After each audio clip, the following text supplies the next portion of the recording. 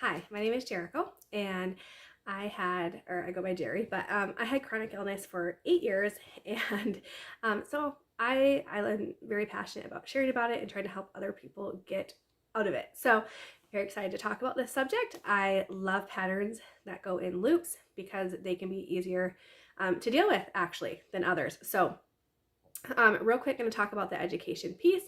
I am just getting over a cold, I'm a little bit congested, and I'm wearing a hat to cover up my terrible hair day. So, real quick, I'm going to talk about like what keeps this pattern in place really is resistance and not really understanding this, what I'm about to tell you right now. So, what happens with symptoms and emotions is they actually go in cycles and layers. And so, when we don't understand this, we kind of shoot ourselves in the foot.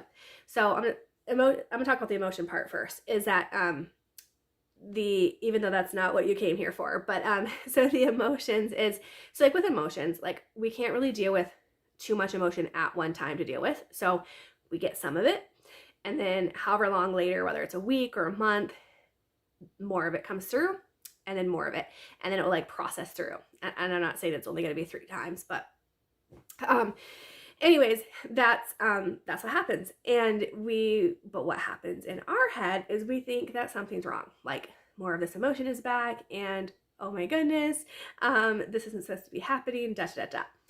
We are wrong. That is exactly what is supposed to be happening, and that's how we shoot ourselves in the foot. So we resist the natural process and release of symptoms and emotions. Same thing with symptoms is they actually don't they come through in cycles. So like some of it comes up, releases, and then more when it comes up the next time is what happens is we usually like lock right into resistance of it coming back. And when it comes back, we go so hard into resistance, it actually locks the pattern in place. If you've ever heard what you resist persists, this is exactly what is going on. The beauty is we can break the chains of that resistance.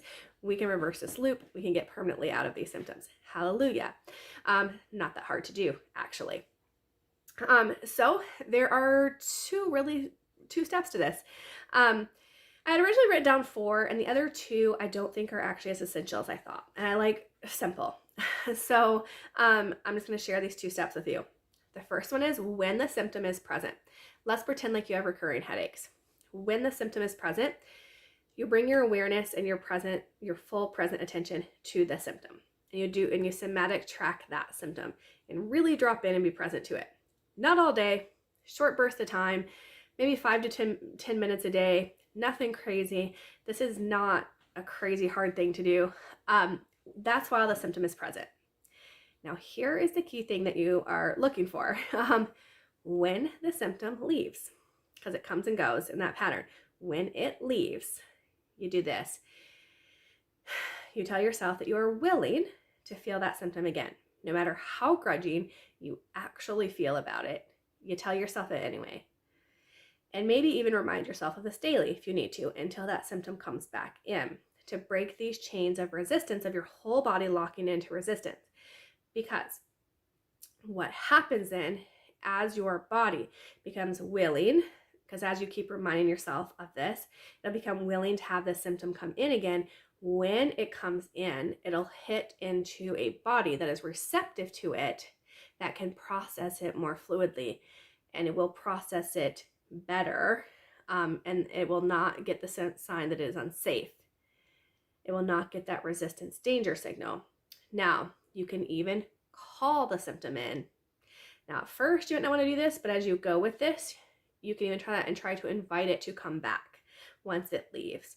This is just really standing on the doorstep and welcoming the symptom to come back in. Again, is breaking all the chains of this resistance.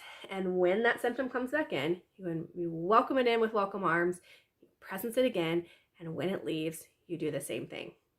The beauty of this is it can even be exciting when a symptom or emotion arises again, because there's only so many cycles that are going to happen. It's not going to be 100. And so I'll tell you from my personal experience, I didn't have any symptom that took more than 5 cycles. Most of them were about 3 or 4. I don't know if that means the average lifespan of a symptom is 3 or 4 cycles, or if that's just was unique to me. Not trying to set a false expectation for you. But it can even be exciting. It can be like, yes, the symptom came up, 1 down, 2 cycles down, only so many to go. So please let me know if you get stuck, because we're all human. There can be little ways you might get stuck, and I am happy to help you with this.